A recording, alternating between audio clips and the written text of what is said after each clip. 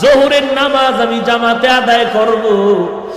আর আজকের এই বিজয়ের আজান যিনি দিবে তার কপাল ভালো। নবী মশওয়ারায় বসে গেলেন, কে দিবে আজ বিজয়ের আজান?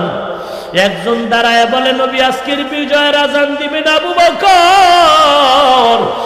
আর কেউ না কারণ, আপনি তো আবু বকরের প্রশংসা করে বলেছেন ওই হিজরতের পর নবী যখন ঘর থেকে বেরিয়ে আবু বকরকে গিয়ে আস্তে করে ডাক দিয়েছে গভীর রাত।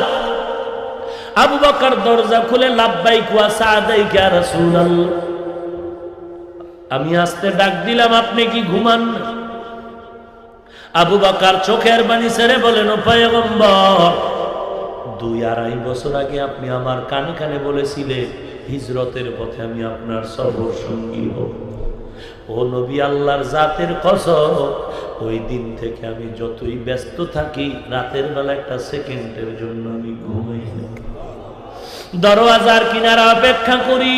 নবীও শুনে অবাক হয়ে গেল। ওরে আবু বকর, এগুলো কি করে সম্ভব? আবু বকর কান্না করে বলেন, আমি আবু বকর একা ঘুমাই না তা না, আমার ঘরে আমার ছোট মেয়ে আসমাও ঘুমায় না। প্রত্যেক রাত্র নাস্তা বানায় অপেক্ষা করে নবী আসবে, মদিনার লম্বা পথে নাস্তা দিবে। ওরে নবী, আমার মেয়েটাও ঘুমায় না। আজকে 2-2.5 বছর আমি আবু বকর রাত্রে ঘুমাই না রে নবী।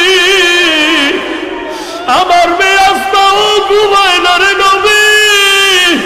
ওরে নবী, একটু খুঁটির গোড়া তাকায় দেখেন, ওই খুঁটির গোড়ায় আমরা মদিনায় যাওয়ার জন্য একটা উট কিনেছি, ওই উটও ঘুমায় না।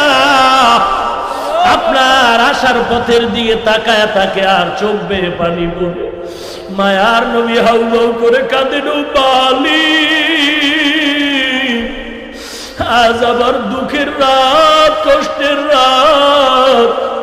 আবু বকরের এই ত্যাগের বিনিময়ে দেওয়ার আমার কিছু নাই, তবে আমি আজ একটু দোয়া করি, আল্লাহ